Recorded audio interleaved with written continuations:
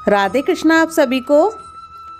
माघ महात्म्य के 5वें अध्याय में हमने सुना कि दत्तात्रेय जी ने तिलोत्तमा नाम की सुंदर अप्सरा का कथा वर्णन किया, जो उन्होंने राजा सहस्त्र अर्जुन को सुनाया था। अब आगे माघ मास महात्म्य अध्याय 6। दत्तात्रेय जी कहते हैं कि हे राजन, अब मैं तुम्हें एक और पौराणिक कथा सुनाता हूँ, ध्यानपूर्वक सुनो। पूर्व समय में सतयुग के उत्तम निषेध नामक नगर में हेमकुंडल नाम वाला धनी वैश्य, जो कुबेर के समान था, रहता था। वो बहुत कुलीन, अच्छे काम करने वाला, देवता, अग्नि और ब्राह्मण की पूजा करने वाला, खेती का काम करता था। वह गौ, घोड़े, भैंस आदि का पालन करता था।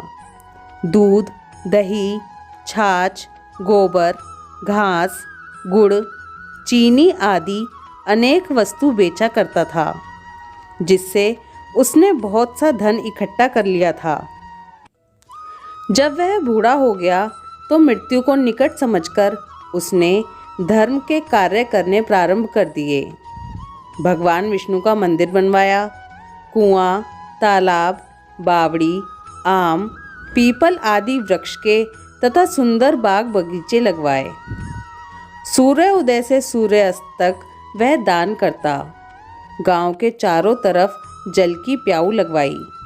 उसने सारे जन्म भर जितने भी पाप किए थे, उनका महान पुण्य कर्म करके प्रायश्चित करने लगा।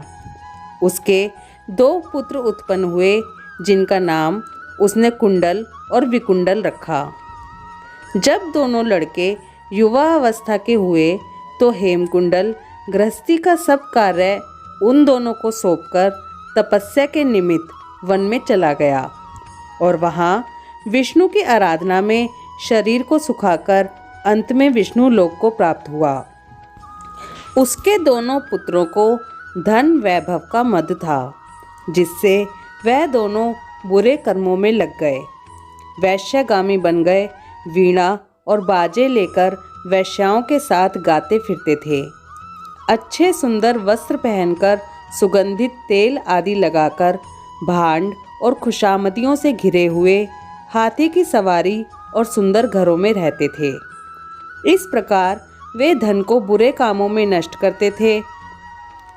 कभी किसी सत्पात्र को दान आदि नहीं करते थे, ना ही कभी हवन, देवता या ब्रह्मा जी की सेवा तथा विष्णु का पूजन ही करते थे। थोड़े दिनों में उनका सब धन नष्ट हो गया और वह दरिद्रता को प्राप्त होकर बहुत दुखी हो गए। भाई, जन, सेवक, उपजीवी सब इनको छोड़कर चले गए। सबके छोड़ के जाने के बाद इन्होंने चोरी करना शुरू कर दिया और राजा के भय से नगर को छोड़कर डाकुओं के साथ वन में रहने लगे और वहाँ अपने तीक्ष्ण बाणों से वन के पक्षी, हिरन आदि पशु तथा हिंसक जीवों को मारकर खाने लगे। एक समय इनमें से एक पर्वत पर गया और वहाँ उसको सिंह मारकर खा गया और दूसरा भाई उसी समय वन को गया, जहाँ उसे काले सर्प ने डस लिया, जिससे उसकी मृत्यु तभी हो गई। यमराज के दूत उन दोनों को बांधकर यम के पास ले गए और कहने लगे कि महाराज, इन दोनों पापियों के लिए क्या आज्ञा है। चित्रगुप्त ने उन दोनों के कर्मों की आलोचना करते दूतों से कहा कि बड़े भाई कुंडल को घोर नरक में डालो और दूसरे भाई विकुंडल को स्वर्ग में ले जाओ, जहाँ उसे उत्तम भोग मिलने चाहिए। तब एक दूत तो कुंडल को नरक में फेंकने के लिए ले गया और दूसरा दूत बड़ी नम्रता से कहने लगा कि हे विकुंडल, चलो, तुम अच्छे कर्मों से स्वर्ग को प्राप्त होकर अनेक प्रकार के भोगों को भोगो। तब विकुंडल बड़े विस्मय के साथ मन में संशय धारकर दूत से कहने लगा कि हे यमदूत, मेरे मन में बड़ी भारी शंका उत्पन्न हो गई है, अतएव मैं तुमसे कुछ पूछता हूँ। कृपा करके मेरे प्रश्नों का उत्तर दीजिए। हम दोनों भाई एक ही कुल में उत्पन्न हुए, एक जैसे ही कर्म करते रहे। दोनों भाइयों ने कभी कोई शुभ कार्य नहीं किया। फिर एक को नरक और दूसरे को स्वर्ग किस कारण प्राप्त हुआ? मैं स्वर्ग में जाने का कोई कारण नहीं देखता। कृपया मुझे बताओ, मेरी शंका को दूर कीजिए। तब यमदूत कहने लगा कि हे विकुंडल, माता पिता, पुत्र, पत्नी, भाई बहन से सब संबंध जन्म के कारण होते हैं और जन्म कर्म को भोगने के लिए ही प्राप्त होता है। जिस प्रकार एक वृक्ष पर अनेक पक्षियों का आगमन होता है, उसी तरह इस संसार में पुत्र, भाई, माता, पिता का भी संगम होता है। इनमें से जो जैसे जैसे कर्म करता है वैसे ही फल भोगता है। तुम्हारा भाई अपने पाप कर्मों से नरक में गया, तुम अपने पुण्य कर्म के कारण स्वर्ग में जा रहे हो। तब विकुंडल ने आश्चर्य से पूछा कि मैंने तो कोई धर्म का कार्य नहीं किया, सदैव पापों में ही लगा रहा। मैं अपने पुण्य के कर्म को नहीं जानता। यदि तुम मेरे पुण्य के कर्म को जानते हो तो कृपा करके बताइए। तब देवदूत कहने लगे कि मैं सब प्राणियों को भली भांति जानता हूँ, तुम नहीं जानते। सुनो, हरिमित्र का पुत्र सुमित्र नाम का एक ब्राह्मण था, जिसका आश्रम यमुना नदी के दक्षिणोत्तर दिशा में था। उसके साथ जंगल में ही तुम्हारी मित्रता हो गई और उसके साथ तुमने 2 बार माघ मास में श्री यमुना जी में स्नान किया था। पहली बार स्नान करने से तुम्हारे सब पाप नष्ट हो गए और दूसरी बार स्नान करने से तुमको स्वर्ग प्राप्त हुआ।